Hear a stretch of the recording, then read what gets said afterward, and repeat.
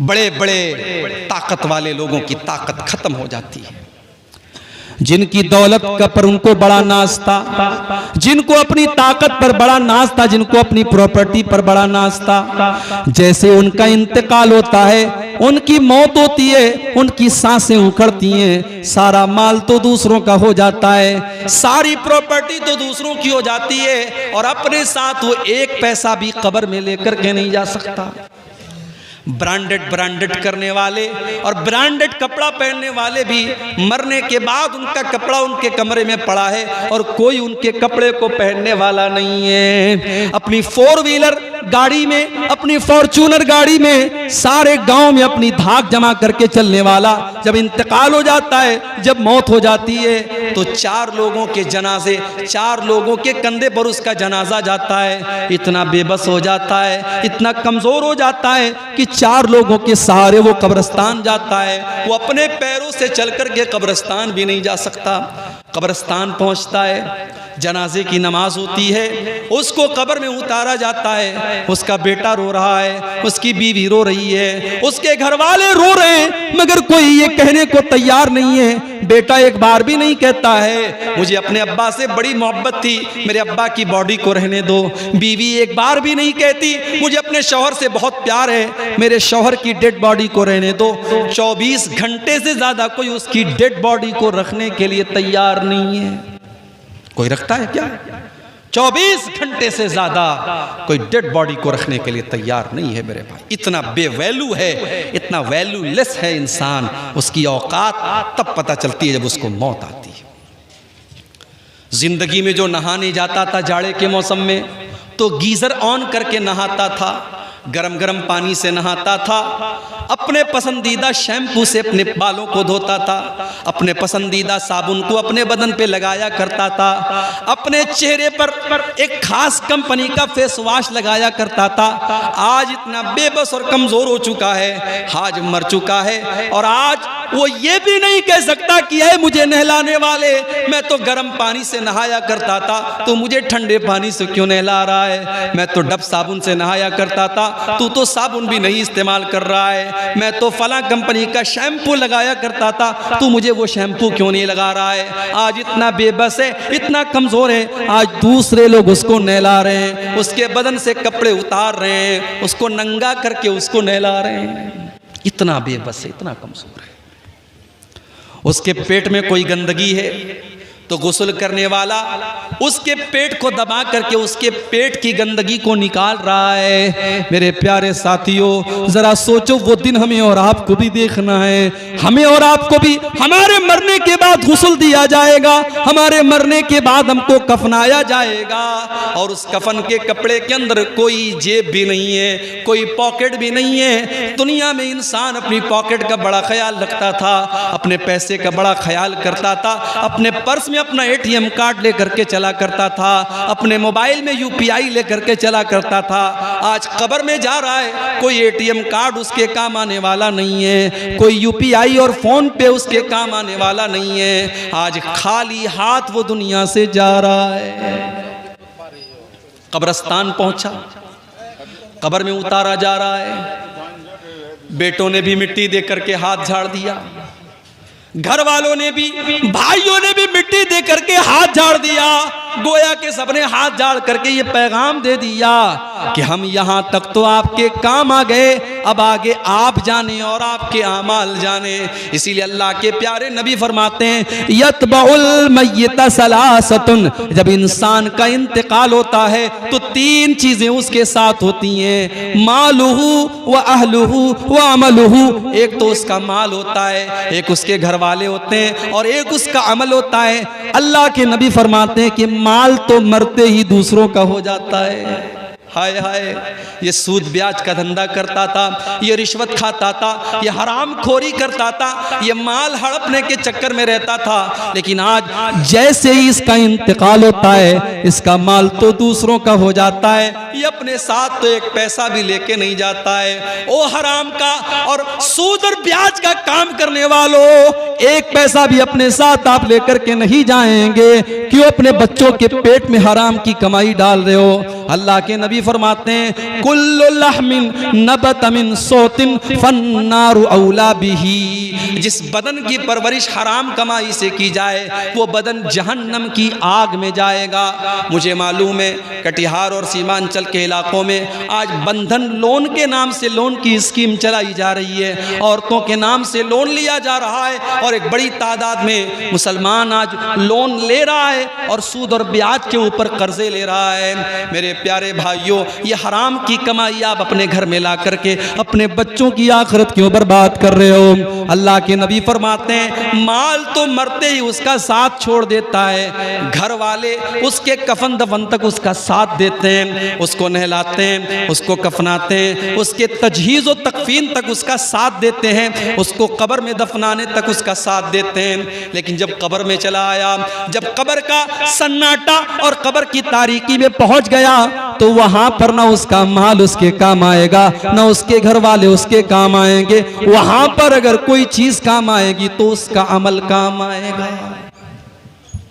ہم تو اتنے کٹھور دل ہو گئے، ہم تو اتنے سخت دل ہو گئے کہ آج اپنے مردوں کو مٹی دیتے وقت بھی ہماری آنکھ میں ڈر نہیں ہوتا، ہمارے دل میں ڈر نہیں ہوتا۔ ہم قبرستان جانے کے بعد بھی ہنستے رہتے ہیں، ہم مردوں کو دفنانے کے ٹائم بھی ہنستے رہتے ہیں۔ میرے پیارے ساتھیوں، جب قبرستان جایا کرو، جب کسی کی قبر کو دیکھا کرو تو سوچا کرو کہ وہ انجام آپ کا بھی ہونے والا ہے۔ آج عبدالغفار صاحب کے چاہنے والے بہت ہیں، آج تقریر کے بعد بہت سے نوجوان میرے پاس آتے ہیں، شیخ صاحب ایک سیلفی آپ کے ساتھ لینا ہے، شیخ صاحب ایک فوٹو آپ کے ساتھ لینا ہے۔ بہت سارے لوگ بڑی محبت کے ساتھ آ کر کے کہتے ہیں شیخ صاحب آج تک آپ کو ویڈیو میں دیکھا تھا، آج پہلی بار آپ کو اصلی میں دیکھ رہا ہوں۔ بڑی محبت کرتے ہیں لوگ، بڑی بڑی بڑی باتیں کرتے ہیں، مگر جب میں قبر میں جاؤں گا، جب اللہ کے یہاں میری نیکیاں کم پڑ جائیں گی، میرے گناہ زیادہ پڑ جائیں گے، مجھے کوئی چاہنے والا اور مجھ سے محبت کا کوئی دعویٰ کرنے والا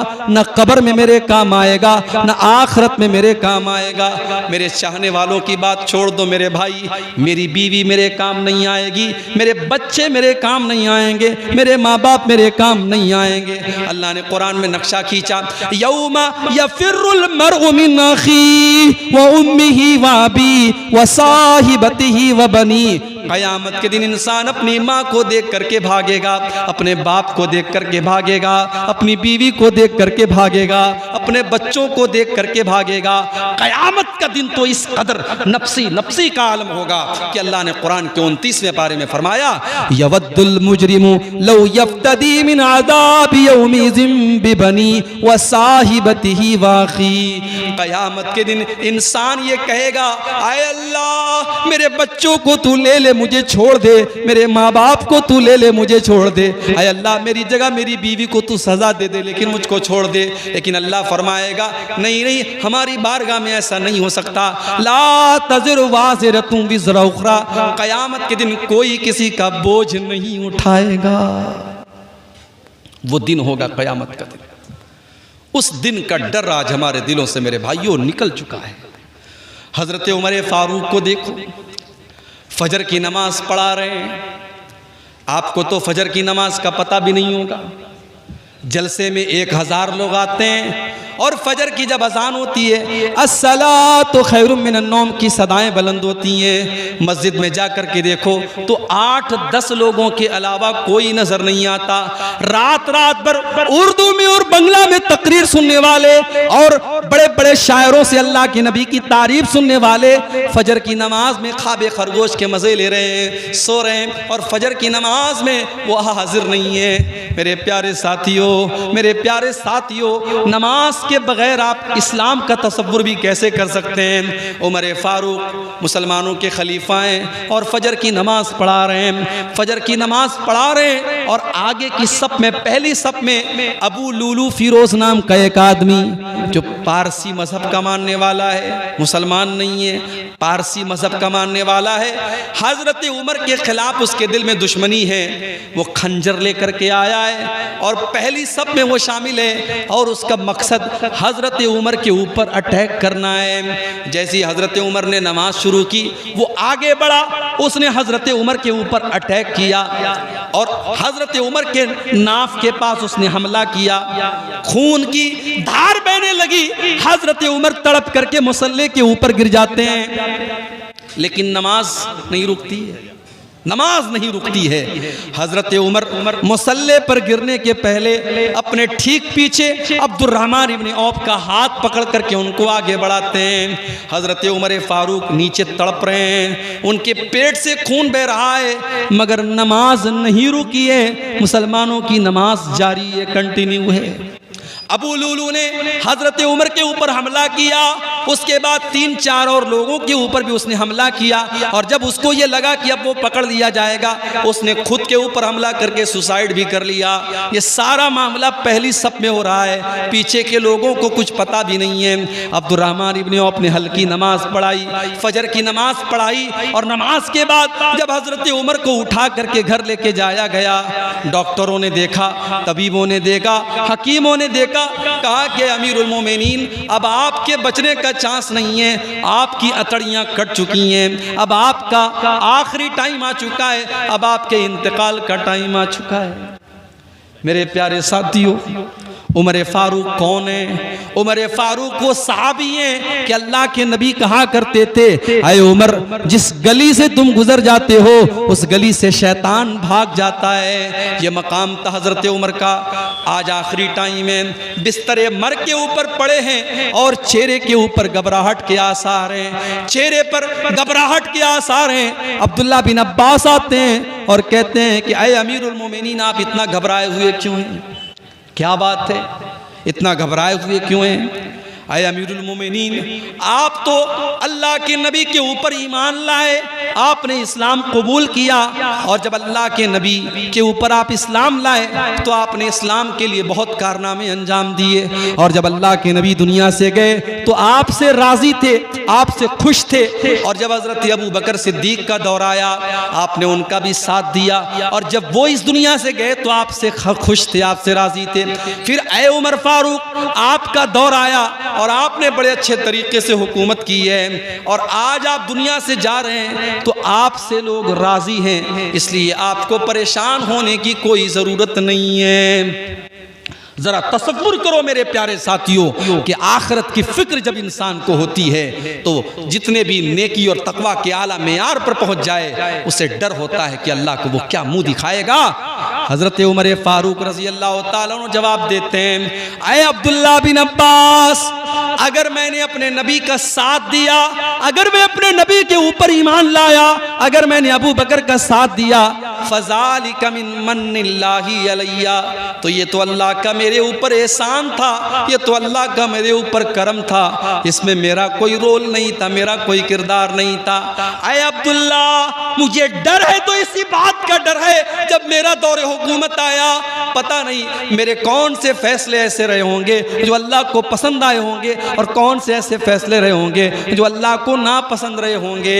اے عبداللہ تو میری بات کرتے ہو، لَوَدِدْتُ لَوْ أَنَّ لِي طِلَاءَ الْأَرْضِ ذَهَبًا، اے عبداللہ اللہ کی قسم میری تو تمنا یہ ہے، میری تو آرزو یہ ہے کہ اگر زمین بھر کے سونا میرے پاس آ جائے، زمین بھر کے سونا مجھے مل جائے، اور اللہ تعالیٰ یہ کہہ دے کہ اے عمر تو زمین بھر کے سونا میرے پاس لے کے آ جا اور میں تجھے اپنے عذاب سے بچا لوں گا، تو اے عبداللہ میں زمین بھر کے سونا دینے کو تیار ہوں، لیکن اللہ کے عذاب کو میں جھیل نہیں پاؤں گا، میں اللہ کے عذاب سے بچنے کے لیے زمین بھر کے سونا دینے کو تیار ہوں۔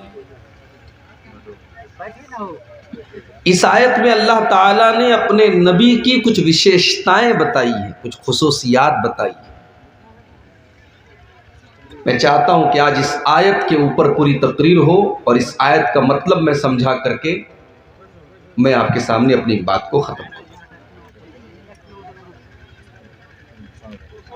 الذین یتبعون الرسول النبی الامی، بڑے غور سے سنیے گا، رات کا وقت ہے میں جان رہا ہوں، ہو سکتا ہے آپ کی آنکھوں میں نیند بھی ہو،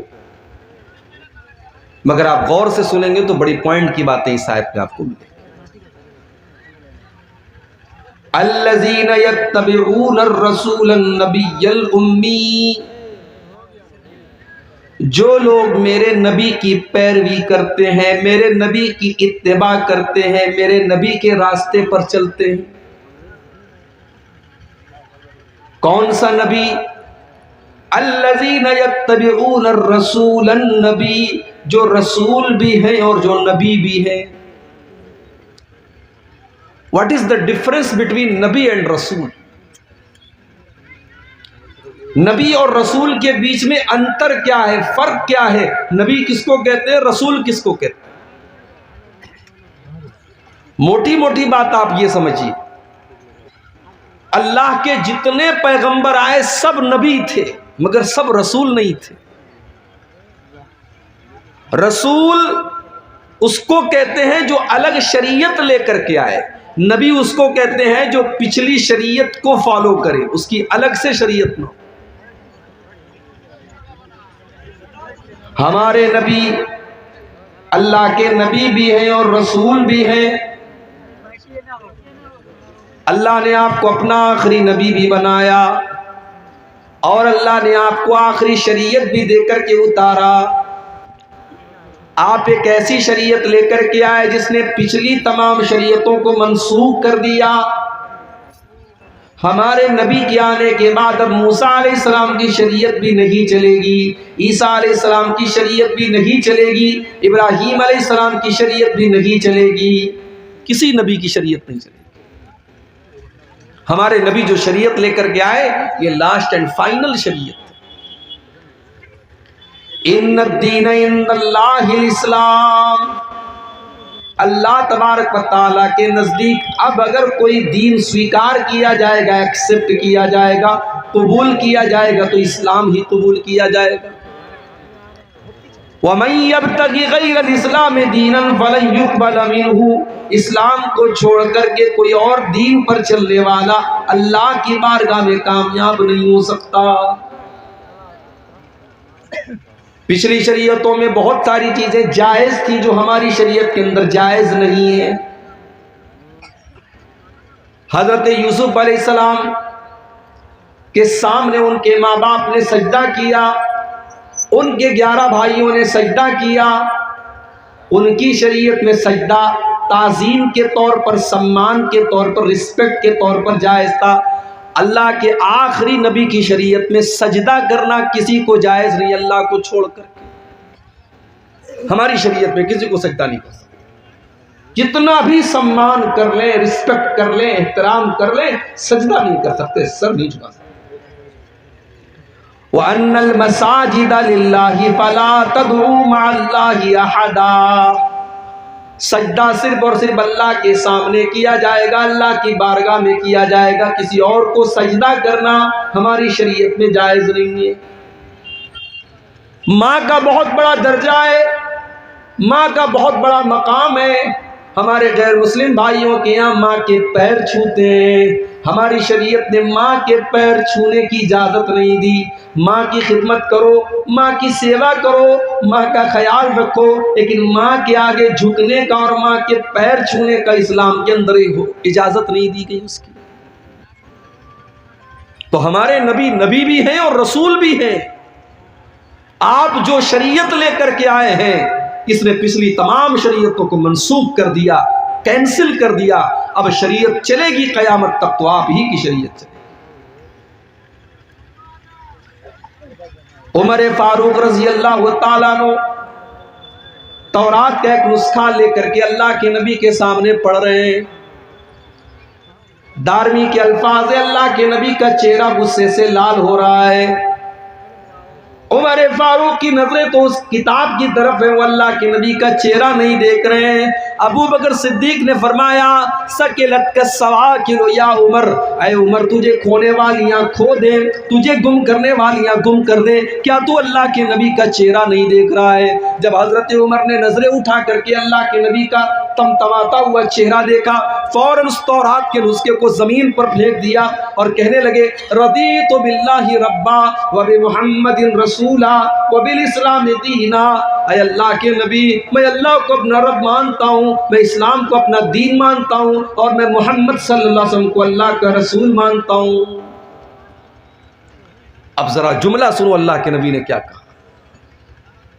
آپ نے فرمایا کہ اے عمر، اس اللہ کی قسم جس کے ہاتھ میں میری جان ہے، لو کان موسیٰ حیا، اگر آج موسیٰ علیہ السلام بھی زندہ ہو جائیں، وادرک نبوتی، اور میری نبوت کا زمانہ موسیٰ علیہ السلام بھی پا جائیں، ما وسعہ الا اتباعی، تو موسیٰ علیہ السلام کو بھی میری پیروی کرنی پڑے گی، ان کو بھی میری شریعت پر چلنا پڑے گا۔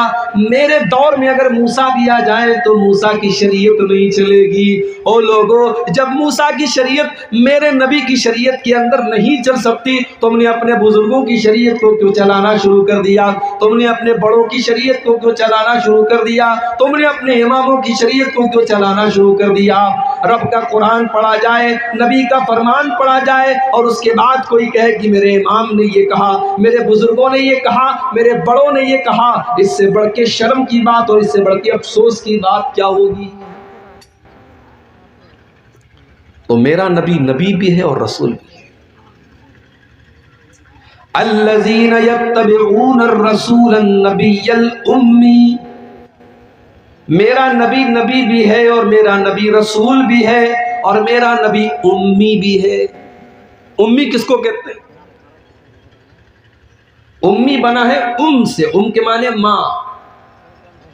ماں کے پیٹ سے بچہ نکلتا ہے تو پڑھ لکھ کر کے نہیں نکلتا ہے، ان پڑھ ہوتا ہے۔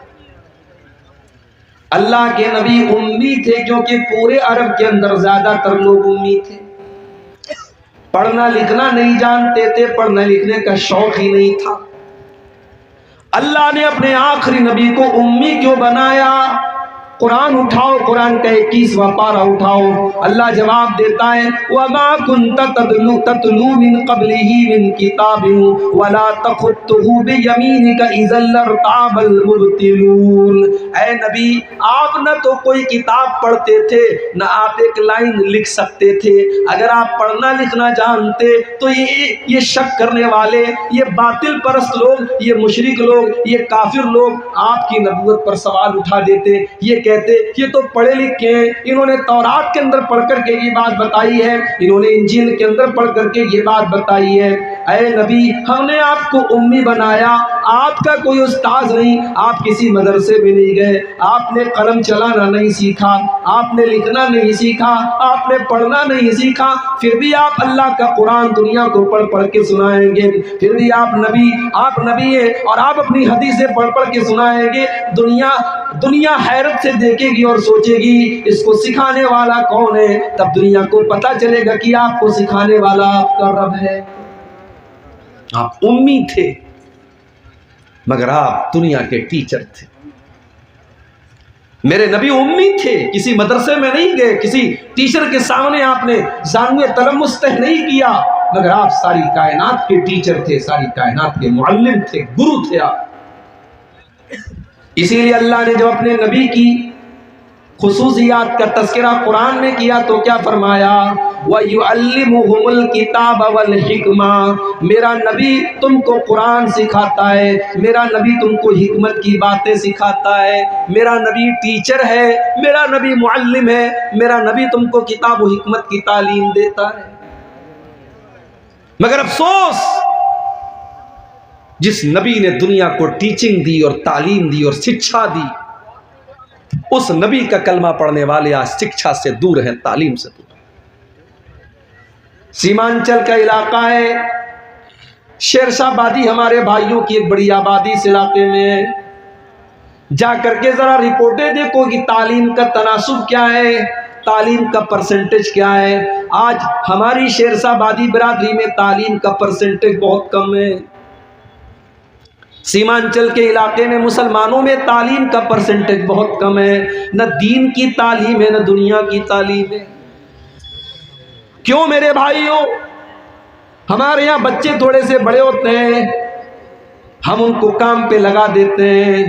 باپ یہ سوچتا ہے کہ یہ بیٹا بڑا ہو رہا ہے, اس کو پڑھنے لکھنے بھیجیں گے, اس کے اوپر پیسہ خرچ کرنا پڑے گا, یہ کام کرے گا تو 4 پیسے لے کر کے آئے گا.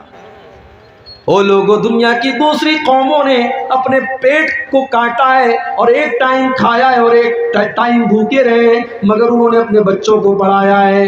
کتنے ایسے رکشہ چلانے والے جنہوں نے اپنے بچوں کو ڈاکٹر بنایا ہے, کتنے ٹھیلے پر سامان بیچنے والے جنہوں نے اپنی بیٹیوں کو ڈاکٹر بنایا ہے. او لوگوں, یہ جذبہ ہماری قوم کے اندر کیوں نہیں ہے؟